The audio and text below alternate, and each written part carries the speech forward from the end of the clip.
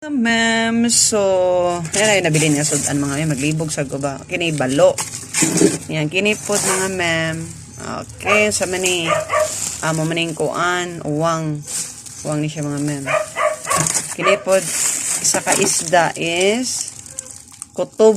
The problem is, kapoy mga tao karon mga ma'am sa balay, kapoy og luto.